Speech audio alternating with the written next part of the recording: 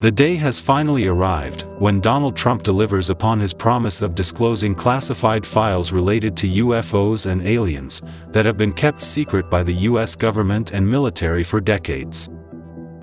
On Friday, the long-awaited UFO files are set to be released by the White House. But a shocking thing is that pastors across the United States are also being briefed about the imminent UFO and alien disclosure. Why are pastors specifically being briefed behind closed doors? Is the alien disclosure something that has already been prophesied in the Bible? Additional releases are expected to roll out weekly in phases, rather than through a massive single data dump, like the releases of the assassination of John F. Kennedy and the Epstein files. Tim Burchett acknowledged that some members of Congress continue to oppose the disclosures, but said he remains confident that Donald Trump will follow through on his pledge to release the files. He also added that the transparency won't all happen at once, it will take some time. But shockingly, a well-known evangelist has made bombshell claims that has rattled everyone in the religious community. Evangelist Perry Stone has claimed that pastors were privately briefed by individuals connected to the US government. According to Stone, several pastors were gathered and warned about an upcoming disclosure related to aliens and UFOs. A large number of pastors that had been invited to go to a certain state to hear some men in the United States government and others share with them a concern that they had. There's going to be a release concerning aliens and concerning unidentified flying object spacecraft, that some of the people who were in the meeting were telling us as pastors, you need to prepare your people and you need to get ready to answer them for what you're about to hear being released. An unnamed politician allegedly told them, "There's going to be a release concerning aliens, you need to prepare your people." Stone further claimed that officials fear such revelations could deeply shake or challenge Christian beliefs, and hence the churches should be ready to keep their congregations together. Back in March, the US Vice President J.D. Vance said on a podcast, "I don't think they're aliens, I think they're demons anyway, but that's a longer discussion." Does the second most powerful person in the United States know something that we will know soon? Are aliens actually demons or fallen angels? And what should we expect after this disclosure? Will aliens finally make first contact with humanity? The idea of alien contact in 2027 is not as far-fetched as you might think. In fact, the exponential rise in the number of UFO sightings over the last few years suggests that we are edging closer to a moment in history where contact with extraterrestrials may actually happen. Similarly, the increasing number of metallic spheres that are being spotted all over the world, from Colombia, Chile, to Colorado and even the Middle East, suggests that aliens might be conducting some kind of reconnaissance before making first contact. So, why 2027? What makes this year stand out as the potential turning point for alien contact? The first clue comes from ancient prophecies, some of which predict that 2027 will be the year humanity finally makes contact with extraterrestrial beings. These prophecies, found in both religious texts and the writings of ancient civilizations, have long been subjects of fascination. Some of these predictions reference cosmic alignments and celestial events that are supposed to occur around 2027, suggesting it could be a pivotal year for intergalactic communication. Also, over the past few years, several well-known figures have made bold claims about alien contact. In 2020, former CIA Director John Brennan mentioned that the government was aware of phenomena that could not be easily explained, and hinted that extraterrestrial life could soon be revealed to the public. Could these statements be laying the groundwork for something huge in 2027? Have they known about extraterrestrial life all along? And if aliens do contact us in 2027, how would they handle it? For years, conspiracy theorists have pointed to Area 51, Roswell, and other classified locations as evidence of the government's awareness of extraterrestrials. The conspiracy theory goes that governments around the world, particularly the United States, have been in contact with alien species for years but have kept it under wraps for fear of global panic, national security concerns, and religious implications. In 2020, the Pentagon confirmed the existence of the UFO Task Force, which was dedicated to investigating unidentified aerial phenomena or UAPs. The UFO Task Force was later succeeded by the All-Domain Anomaly Resolution Office or ARO in 2022. Similarly, the recent UFO Congress hearings, where reputed military personnel have spoken about their close encounters with UFOs, and even released a classified video of the US military attacking a UFO with a Hellfire missile, only goes to add more credibility to extraterrestrial life. This acknowledgement from high-ranking officials raised even more questions. If the government is openly admitting to the existence of UFOs now, could alien contact be imminent? Some believe that the coming years, leading up to 2027, will be a period of gradual disclosure, where governments slowly release more information about alien encounters, leading up to an eventual open communication with extraterrestrial life. Like ufologist Jeremy Corbell, who recently made a shocking disclosure that in 2027, governments around the world would tell us about an alien craft slowly making its way to Earth. That there is a craft slowly making its way to us here on Earth. How Jeremy Corbell has such classified information about something that might happen in another 2 years is still unknown. But the potential for alien contact in 2027 brings with it both excitement and uncertainty. On one hand, contact with an alien civilization would be the greatest breakthrough in human history. It would prove that we are not alone in the universe, and that intelligent life exists beyond our planet. It could also revolutionize our understanding of science, technology, and even our place in the cosmos. But on the other hand, the implications of alien contact are also daunting.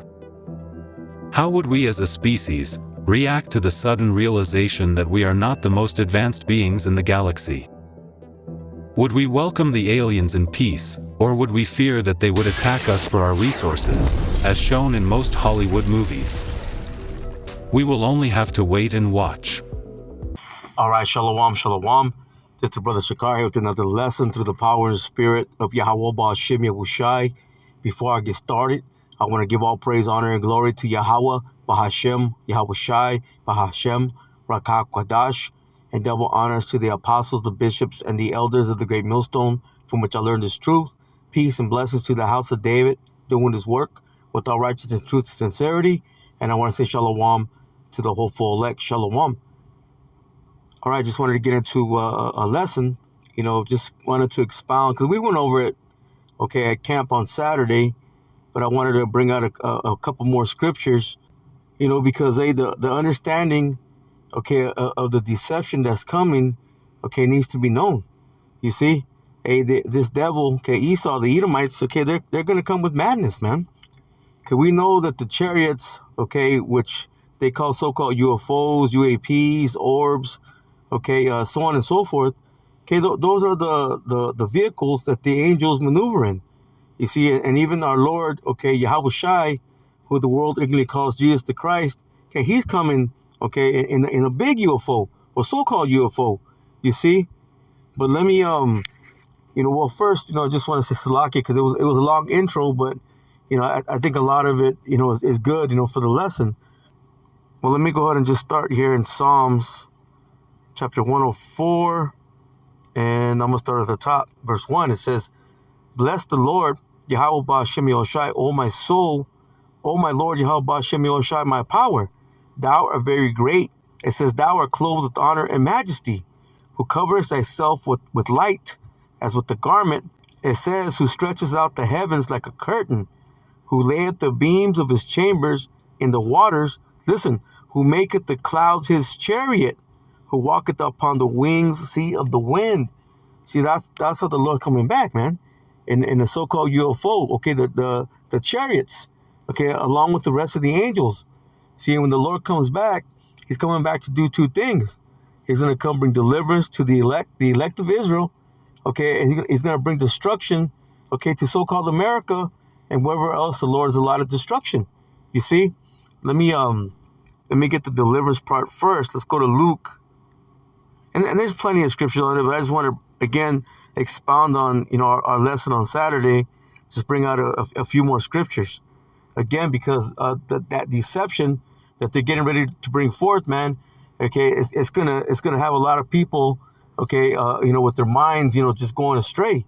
He said they're not gonna have that understanding, but those that understand, hey, they know, okay, what these vehicles are.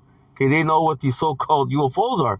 Again, they are the chariots, okay, the vehicles that the Lord and his angels ride upon. So this is Luke chapter 21, and let's go to verse 25. We'll start there. And it says, and there should be signs in the sun and in the moon and in the stars, and upon the earth distress of nations with perplexity. It says the sea and the waves roaring. And we're seeing all these things, man. The wars, the rumors of wars, the people that are in uproars. Okay, we're seeing the chariot sightings. Okay, all these different moons. Okay, we're seeing all kinds of stuff going on. Okay, the Lord has given us these tokens, these signs to tell us, okay, the times that we're in. Listen, it says men's hearts fell in them for fear, meaning their minds, and for looking after those things which are coming on the earth. You see, and again, it's going to go to this so-called disclosure. You see, people are going to be worried about another thing now, but this is what they want. They want the people in great confusion. And this place is already confusion, Babylon, okay, Babal, but it's even going to be more so. Again, it says men's hearts fell in them. It says for fear and for looking after those things which are coming on the earth. And we know that the elites, man, they're weird in their councils, man. They're afraid. They're afraid. They've seen the chariots, with their with their technology, man. They know what's coming. That's why they're gearing up to fight the Lord. Okay, but they're not going to win, man. They're going to lose. It says for the powers of heaven, shall be shaken. Speaking about, again, those at the elite level, man. Okay, they know. Okay, that's the Lord, man. That's the Lord. Okay, and the angels, and they're coming in those so-called UFOs. It says, and then shall they see the Son of Man, which is Yahushai, coming in a cloud. You see, did we not just read? Okay, the Lord makes the clouds his chariot. That's how he's coming. Listen, again, it says, and then shall they see the Son of Man coming in a cloud with power and great glory. See, he's coming in that magnificent, okay, apparel, man. Okay, coming with the host of heaven. They're coming in those UFOs, man, those so-called UFOs. It says, and when these things begin to come to pass, then look up and lift up your heads. Listen, for your redemption draweth nigh. Because that's how the Lord's going to deliver his people, man. Okay, he's going to beam his people, okay, into that fathership or into those little ships, and then the ships are going to take, okay, the elect to the fathership. However the Lord does it. Okay, and we know the apostle mentioned that fathership's going to be so big that all the elect, okay, will be able to fit in it. You see? But again, however the Lord does it, hey, that's going to be the deliverance, okay, of the Lord's elect, man, the elect of Israel.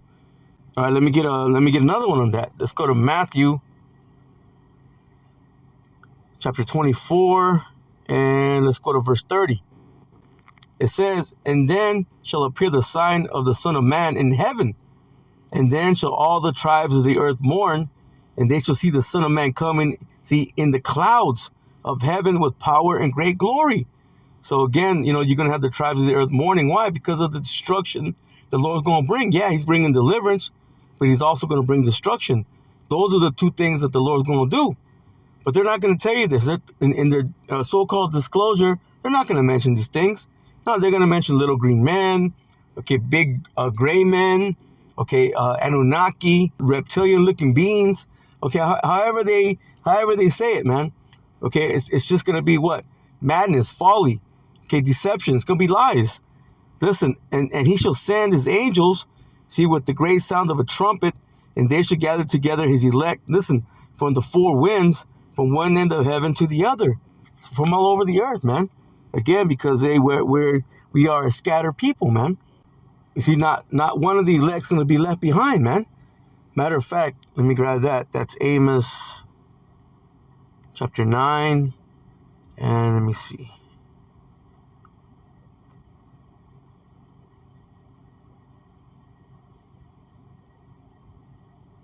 Yeah, verse 9. It says, for lo, I will command and I will sift, listen, the house of Israel among all nations, like as corn is sifted in a sieve. It says, yet shall not the least grain fall upon the earth. You see? So that's going to be what the deliverance of his elect being gathered, okay, from the four corners. But listen, this is what's going to happen to, okay, the sinners, man. Okay, the 2/3. Okay, the 2/3 right here in so-called America, and those of the 2/3 mindset, okay, across the four corners of the earth who've been allotted for destruction. It says, listen, all the sinners of my people shall die by the sword, which say the evil should not overtake nor prevent us, because they have that mindset that nothing's going to happen. Okay, that's why they stay, in that wicked mindset, man. Okay, they don't come out of it. Ultimately, it's because they're not of the Lord's elect. So wherever the Lord's allotted destruction, hey, man, the wicked going to die there. The wicked of the nations, okay, the wicked Edomites, and then the wicked 2/3. But we also know that there's going to be some that are going to be left for what? Ezekiel, okay, the 20th chapter, man. Those that are going to go into the wilderness. See, but that's a whole nother topic. Okay, ultimately, the wicked, 2/3 here in America are going to be destroyed. And those of the 2/3 mindset across the four corners of the earth, okay, you're going to receive judgment as well, man. Again, however the Lord does it. All right, let me go to Zechariah. I'm going to get this in the NLT. Zechariah, the 5th chapter, Zechariah chapter 5 in verse 1. Now, the subheading in the King James says, the flying scroll. It says, I looked up again and saw a scroll flying through the air. Now, it's speaking about a chariot, man, a so-called UFO. It says, what do you see? The angel asked. It says, I see a flying scroll. I replied, it appears to be about 30 feet long and 15 feet wide. So it's actually a smaller chariot, man. It's a smaller so-called UFO. It says, then he said to me, this scroll contains a curse, listen, that is going out over the entire land. One side of the scroll says that those who steal will be banished from the land. The other side says those who swear falsely will be banished from the land. Now, who's done this? Well, Esau, man, the Edomites, first and foremost. So they stolen everything that they have. They gotten it what? Through ill-gotten gain, man. Okay, through the sword. Well, it's a blessing. And then they sworn falsely, okay, on the Lord's name. Because ultimately the elites, they know the Lord's name. But what names have they given us? Okay, falsehoods, false names. Okay, Jesus the Christ. Okay, Yeshua. Okay, so on and so forth. No, these devils are nothing but liars. So that curse, okay, which is the chariots, it's going to go out throughout the four corners of the earth, man. Especially here in so-called America. Let's keep reading. It says, and this is what the Lord Yahweh Ba'Shem Yahushai of heaven's army says. And what are those armies in heaven? The chariots, man. The so-called UFOs. It says, I am sending this curse into the house of every thief and into the house of everyone who swears falsely using my name. It says, and my curse will remain in that house. It says, and completely destroy it, even its timbers and stones. So there's going to be nothing left, man. This place is going to be flattened. You see, and wherever else the Lord, okay, he's allowed destruction to come forth, man. And he's going to use those chariots, okay, those so-called UFOs, okay, to do it right along, okay, with the missiles, the warheads, especially here in so-called America. All right, let me grab this Jeremiah. Now go ahead and stay here in the blue letter. I'll read it in the NLT as well. Let me see, Jeremiah chapter 25. And let's go to verse 31. It says, his cry of judgment, listen, will reach the ends of the earth. It says, for the Lord Yahweh Ba'Shem Yahushai will bring his case against all the nations. It says, he will judge all the people of the earth, slaughtering the wicked, see, with the sword. I, the Lord Yahweh Ba'Shem Yahushai, has spoken. It says, this is what the Lord Yahweh Ba'Shem Yahushai, of heaven's army says, look, disaster will fall upon nation after nation. It says a great whirlwind of fury is rising from the most distant corners of the earth. See, it's the chariots, man. They're going to go around to the four corners of the earth, okay, turning people into powder, man. Again, especially here in so-called America. It says, in that day, those the Lord Yahweh Ba'ashem Yahushai has slaughtered will fill the earth from one end to the other. It says, no one will mourn for them. It says, or gather up their bodies to bury them. They will be scattered on the ground like manure. See, like piles of shit, man, everywhere. Okay, that's what the Lord's going to leave. Listen, weep and moan, you evil shepherds. And who's the shepherds? Okay, those that are supposed to be telling our people the truth. Okay, but what are these so-called pastors, preachers going to do? They're going to bring out deception. They're going to bring out lies. Listen, it says, roll in the dust, you leaders of the flock. The time of your slaughter has arrived. It says, you will fall and shatter like a fragile vase. It says, you will find no place to hide. There will be no escape. It says, listen to the frantic cries, see, of the shepherds, the leaders of the flock wailing, see, in despair, for the Lord Yahweh Ba'ashem Yahushai is ruining their pastures. It says, peaceful meadows will be turned into a wasteland by the Lord Yahweh Ba'ashem Yahushai's fierce anger. It says, he has left his den like a strong lion, seeking his prey, and their land will be made desolate by the sword of the enemy and the Lord Yahweh Ba'ashem Yahushai's fierce anger. What's the sword of the enemy, man? Okay, that's the so-called missiles, the warheads, especially here in America again. You see, in that fierce anger, it's going to come with them chariots, man. Again, he's going to turn people into powder. You see, so this is how the Lord's coming, man. Okay, he's going to come to bring what? Deliverance, and he's going to come to bring destruction. So with that, Lord willing, this lesson was edifying. I'm going to go ahead and close out and give all praise, honor, and glory to Yahweh, Bahashem, Yahushai, Bahashem, Rakah, Quadash, and double honors to the apostles, the bishops, and the elders of the great millstone, from which I learned this truth. Peace and blessings to the house of David, doing this work with all righteousness, truth, and sincerity. And I want to say shalom to the hopeful elect. Shalom.